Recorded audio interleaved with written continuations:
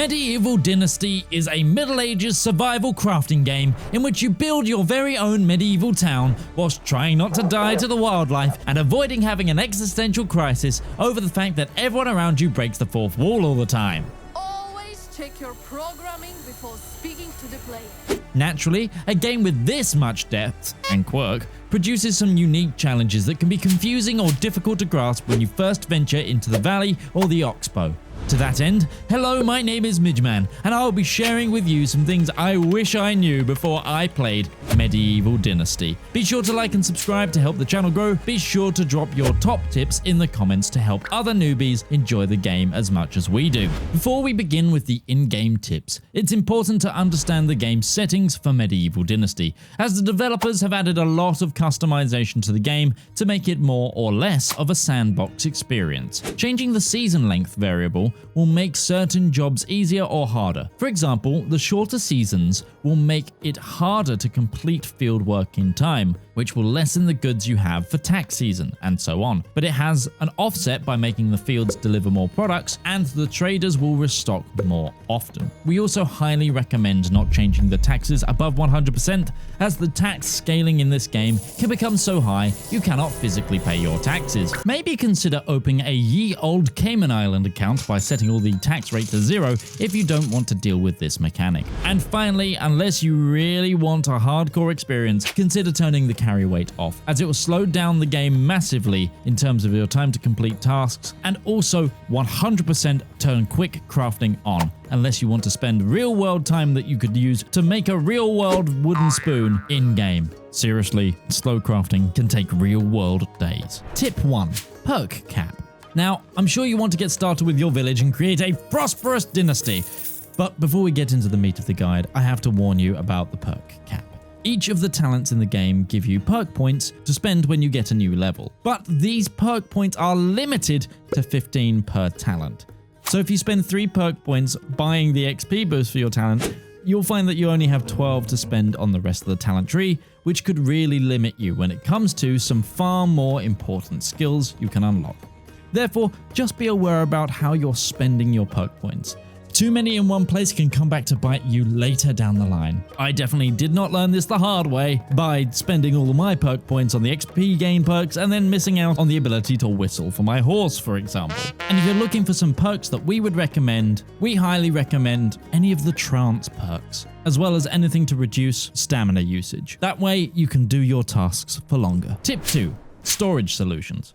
The backbone of most towns is the storage. A town lives and dies on how many resources it can store, and luckily, the storage in this game utilizes powerful technology to allow you to transport anything stored in them throughout some sort of wormhole technology so that you can access any stored item from any storage building on the map. That's right, any storage! Say, if you want to place a storage building next to a mine that's halfway across the map from your town, bingo, you will still have access to the storage of your main town. Alongside this powerful wormhole tech comes the extraplanial space that is created by these storage barns. Every single storage building also combines to create a bigger overall stockpile size. So for example, the resource storage level 1 barn has a total of 1000 kg of space.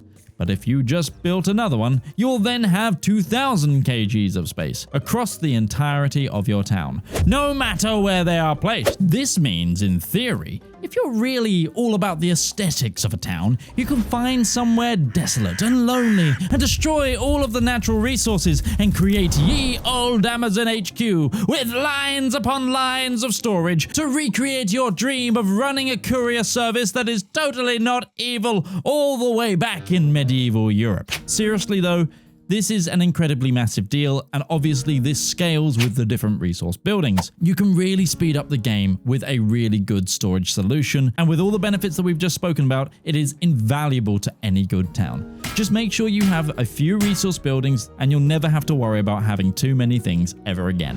Tip 3. Villagers.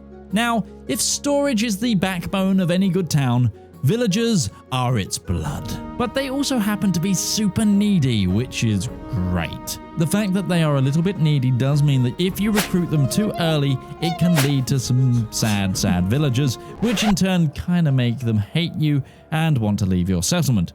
I recommend only taking on villagers when you know you can sustain them happily, just so that you can definitely ensure that the villagers will stay and prevent a mass exodus. Luckily, there are many ways to maintain villager happiness, and honestly, they're all quite simple.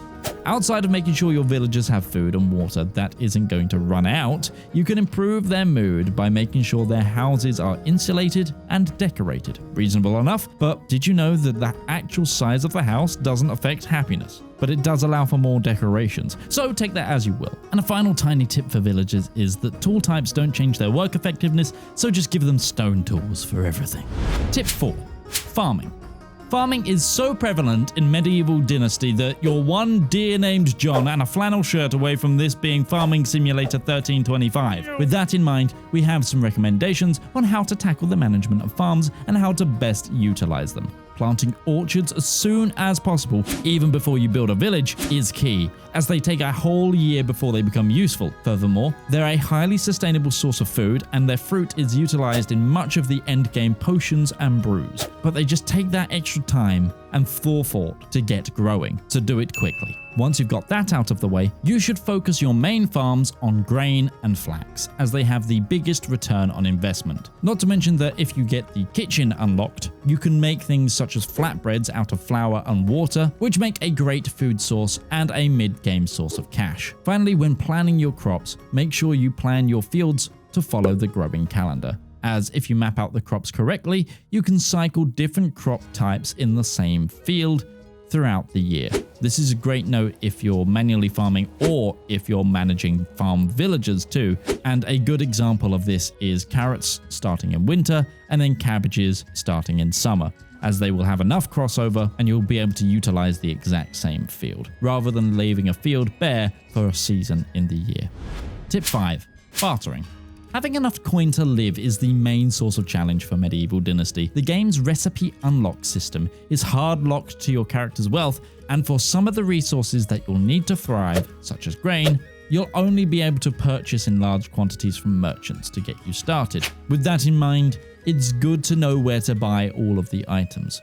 Either you can ask villagers where to buy stuff, or use the vendor quick reference sheet that's on the wiki, which is far less taxing. Second of all, it's really good to know that vendors' wealth reset after a season has passed. So skipping a season can be a viable option if you've got lots of product to sell. Finally, it's good to know that the item condition affects its sale price. So if you've got a mix of perishable and non-perishable goods, be sure to favor selling the perishable items first. In the early game, we recommend making money by selling bags or wooden spoons before focusing on farm income, as mentioned in the previous section. If you'd like a full money-making guide, help this video get to 2k likes and we'll make it happen. Seems like the sun is setting on our little guide though.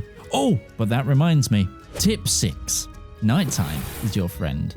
Now, as the day draws to a close over this video, we have one last little tip for you. Whether you are a sneaky thief or a workaholic, the nighttime truly is a friend to one and all, as none of your villagers will be working during this period. It gives you the opportunity to flex your creative muscles and mass produce stuff that would otherwise be taking up the villagers' precious time. This also does pair well with trading, as it means you can spend the night times working your side hustle and then get a pretty penny in return, as traders also are not open at nighttime. Therefore, spending your time creating at nighttime means you'll have more free time in the day to go and sell the stuff. However, if you are of less than a legal persuasion, you can also use the nighttime to wander over to the nearby villages and alleviate them of their spare items. This is also the perfect way to give you an early game boost, as there are some very good early iron tools that you can nab with a 5-finger discount. Just be sure that the night watchman isn't nearby, as if you are spotted, your dynastic reputation can and will